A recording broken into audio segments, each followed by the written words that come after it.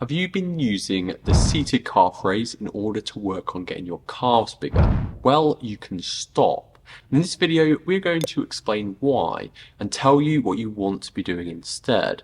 We'll also talk about the only time doing the seated calf raise will have its place. Training calves and the quest for getting them bigger has always been a struggle for most, unless blessed with the big calf genetics. What most people tend to turn to for calf training is the standard calf raise in whatever form that may take, on whatever equipment you have available, and the seated calf raise if you have access to it, or again, some variation that you can make up for it. Well, we can save you a lot of time by allowing you to take that seated variation out. To explain all this, we first off need to look at some anatomy of the calf, which is split into the gastrocnemius and the soleus, and the more overlooked plantaris muscle, with some reports that this isn't even present in some of the population. But these three make up what is known as the tricep surae. And during training, most people will do a standing calf raise to target the gastroc, and the seated to have more focus towards the soleus. I mean, that's what I've done for years. But no more. A recent study changes all that.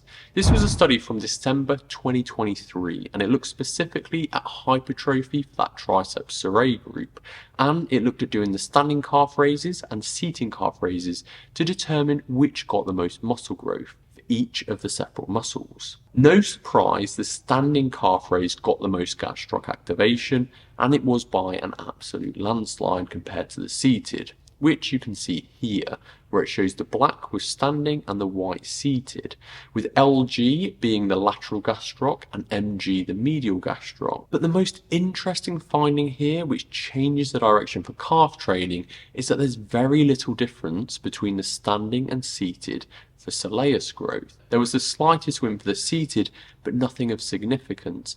And the final part shows a difference for the whole tricep surae. So this raises an important question.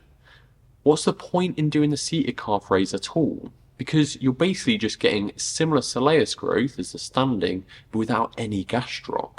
And the answer is that, yeah, basically there is no point, except in one instance. So when does this have a place? Well, really, the only one is during injury, whether an Achilles tendinopathy or a calf strain, where you might want less overall activation because it's aggravating, and you're needing some early stage rehab work to build things up. However, if you're injury-free or at late stage of rehab and you want to be most effective in your calf work, which you will because building calves is a battle at the best of times, and even the paper acknowledges how much harder it is to build the calf compared with other muscles. So to keep it as effective as possible, you may as well just do more standing instead of going to seated.